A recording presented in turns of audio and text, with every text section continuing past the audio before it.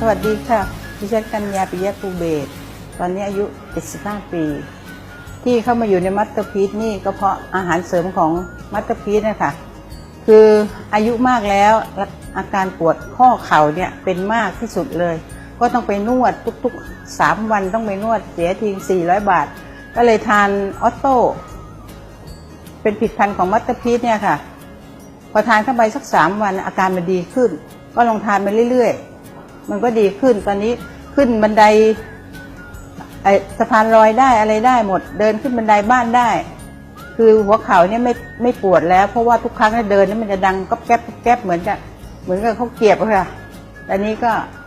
ทุกอย่างก็สบายดีทุกอย่างที่เป็นที่หัวเข่าเนี่ยนะคะก็ด้วยผลิตภัณฑ์ของมัตเตอร์พีซเนี่ยค่ะ